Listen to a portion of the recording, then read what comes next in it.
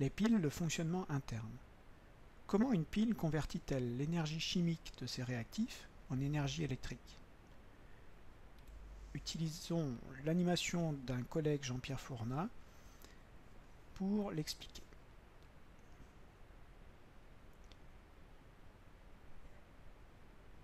Envers les électrons, on voit que le zinc est détruit petit à petit et que l'électrode de cuivre grossit dans le même temps. Au niveau atomique,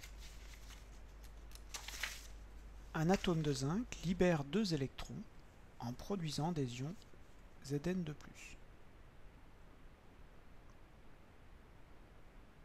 Ces électrons se déplacent, formant un courant électrique susceptible d'alimenter un récepteur, ici une résistance. De l'autre côté, les ions Cu2+ se transforment en cuivre métallique par récupération des électrons.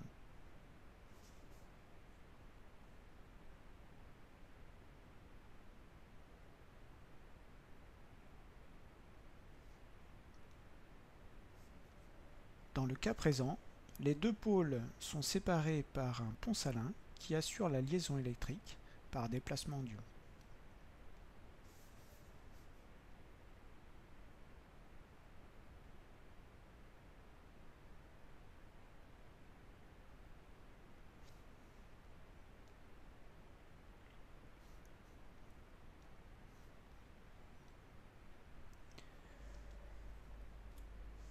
Il existe dans le commerce deux types de piles courantes, les piles salines contenant un électrolyte acide et les piles alcalines contenant un électrolyte basique. Dans une pile saline commerciale, que vous voyez ici, l'électrode constituant le pôle moins de la pile est en zinc, c'est le côté extérieur ici, et ici. Tandis que le pôle plus est constitué d'une électrode de carbone. L'électrolyte est un gel ionique poudreux et noir,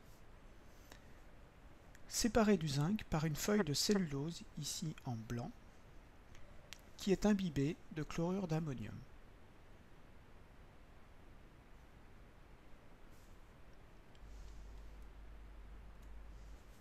Dans cette pile, comme précédemment, le zinc libère 2 électrons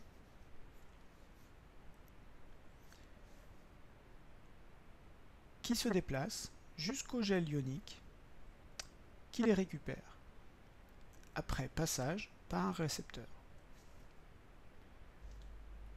Bien sûr, l'usure de la pile entraîne une destruction du zinc qui peut aller jusqu'à trouer le corps de la pile. Dans ce cas, souvent, la pile coule. Voici la trace écrite.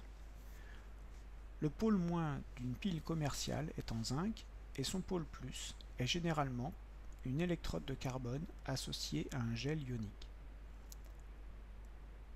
L'électrolyte est acide pour les piles salines, alors qu'il est basique pour les piles alcalines.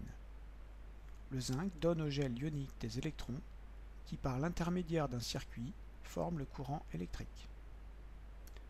La pile s'use par destruction des réactifs.